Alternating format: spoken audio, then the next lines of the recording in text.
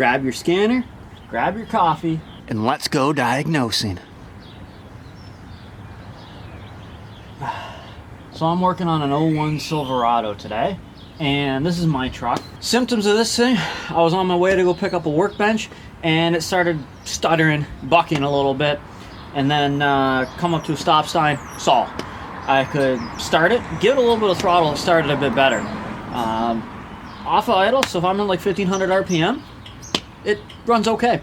However, it won't idle, so that's kind of not ideal. So let's scan it and let's have a look at what's going on. Helps you turn the key on. You want to make sure at this point you got a scanner that's half decent. You don't need all the fancy features of this one. I do this a lot, so obviously it was worth the investment. However, just even one of these small little dongle type scanners works pretty nicely. This one's got live data. It's like $50 a year Canadian to subscribe to it to keep it up to date, which, you know, a lot of people kind of balk at that, but to me, if you have to have your vehicle scanned once, that's like $150. So if you scan your vehicle once every 3 years and you're able to fix it off of that, to me, you can't afford not to have this. Okay, let's see what we got in the report. We're just going to skip all of this. Skip. And what do we have? P0300 engine misfire detected. And we also have a P1404 exhaust gas recirculation closed position performance. So what does that all mean? Well, the P0300 random misfire in all cylinders, which is the symptom of the EGR closed position performance. So we have an issue with the EGR valve, and it's at this point where a lot of the code scanners are just going to parts cannoneer EGR valve right at the truck, and you're a few $100, and that'll probably fix the problem. But since we're not a parts cannoneer, or at least on YouTube I can edit this nice and pretend like I'm not a parts cannoneer. I don't know why I just said that. Doesn't make a lot of sense. Let's have a look. Let's dive deeper. See what's going on. And I already know what my fault codes are. This is where the data stream is really, really handy. So you want to have any scan tool that has data, and I also like the special functions in the actuation test, because in here we could actually check out, well, not in this one, engine output controls. Whoop, whoop, whoop. Yes, look at that. We have an EGR solenoid test. So I could actually test my EGR valve, which is pretty cool. But before we get into that, let's head into our live data, or our data stream. Engine, and let's look at our EGR data since we have that. And I'm just going to hit select all and go. One of the advantages of the nicer scan tools is you can put more data PIDs. PID stands for parameter identification. You can put more of those on the screen at a time and your scan tool won't bog down. In our live data, desired EGR position is 0%. Where is the actual EGR position? Wow, look at that.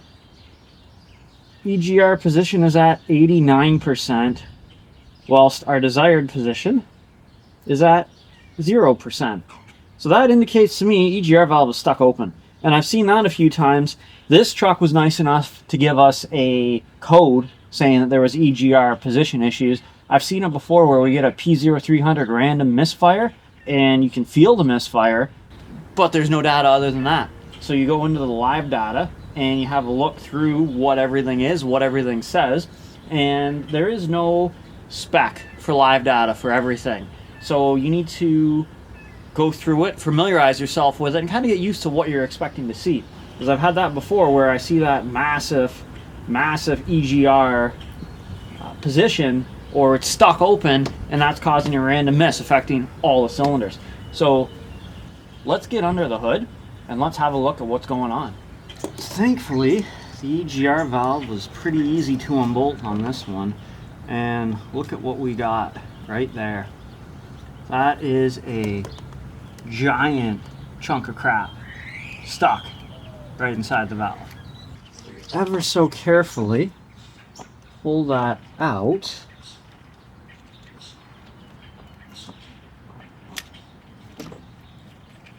Look at that giant hunk of rust that was in there. Where did that come from? That is not ideal. I'm glad that that didn't go back in through the intake. So if we look at our EGR position sensor now,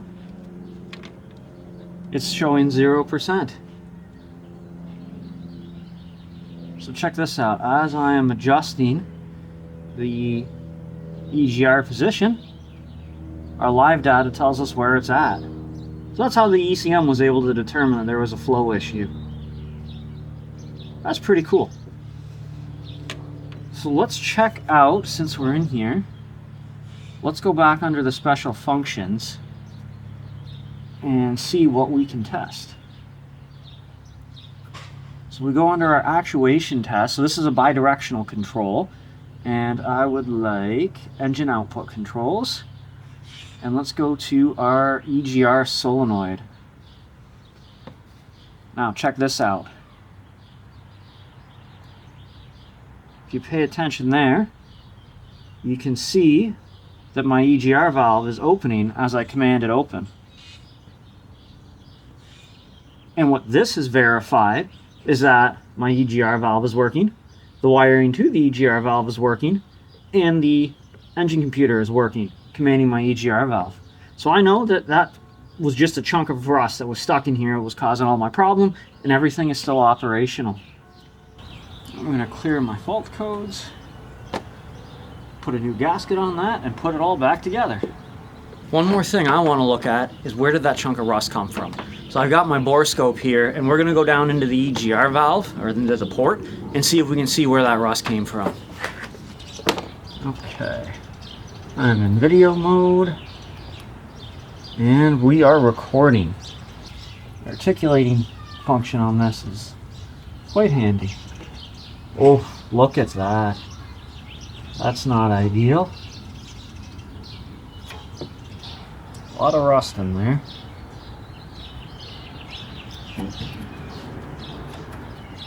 And I don't think I'm going to be able to jam this all the way in. Around that corner. Slightly less than ideal that I could not get my borescope all the way down in the manifold through these mends. But with the amount of rust that we saw inside this tube, I think that there's some rust building up in those manifolds. So maybe that'll give me an excuse to put headers on this, and then I could do a video on how to extract broken exhaust studs. That's a fun video that everybody wants to watch.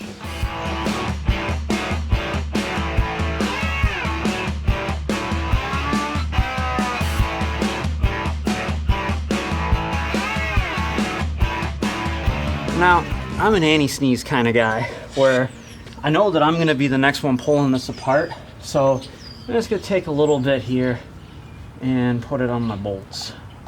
Do, however, pay attention to how much of this you're putting on. Snap. Okay, let's plug this back in and verify our repair.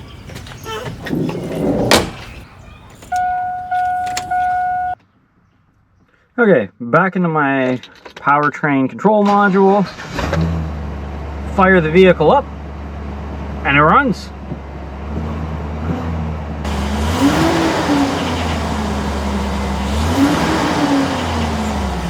I like that. Now let's see here. Let's take a look at our data stream. What do I have for misfire data? Okay, here's my cycles of misfire data. So how many times it's read or monitored or run through. Do I have individual PIDs? There's my EGR position showing at 0, which I like. And there's all my misfire counters and my history. So that's good. That looks like the P0300 went away, which we were expecting it to do. I'm going to brake torque this a little bit. See under load if it's picking anything up. Yeah, I do have a few little misfires in there.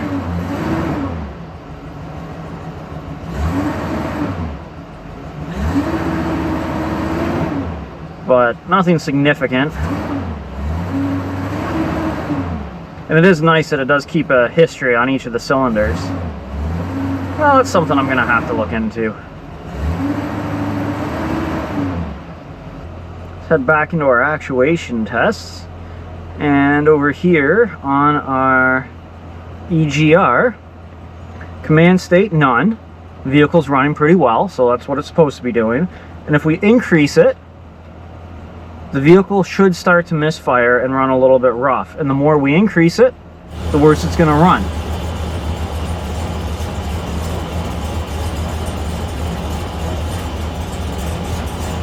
Until it should eventually stall out or come close to it. And then if we give it the throttle, even though it's got EGR, it's okay. Your EGR is not supposed to be open at idle. It's supposed to open up off of idle to then recirculate exhaust gas back into your intake. And essentially what that does is that lowers the displacement of the engine, because EGR, exhaust gas, is inert.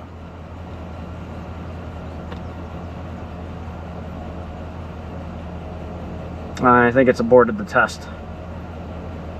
So our inert exhaust gases won't burn. So my 6-liter engine with exhaust gases recirculated back into it becomes slightly smaller. Yeah, now it's just ignoring my test. However, we've just verified that this system is working. We fixed the problem, and if this was a customer's vehicle, it's an expensive repair to look into that exhaust manifold, but this truck sits a lot. Where did all that rust come from? Well, over 20 some odd years of primarily sitting and then just doing the occasional trip to, you know, pull a trailer or pull a boat somewhere. Rust is built up on the inside of the manifold, so we can pull them off and sandblast them. Or I think the more responsible repair would be a full-on exhaust, front to back, stainless steel, Flowmaster, double, whatever. Just put on some fancy headers. We could call it a day. That's a good reason to spend $2 or $3 grand, isn't it? Alright, so that's a wrap. Thanks for watching. Leave a comment below and let me know what else you'd like to see.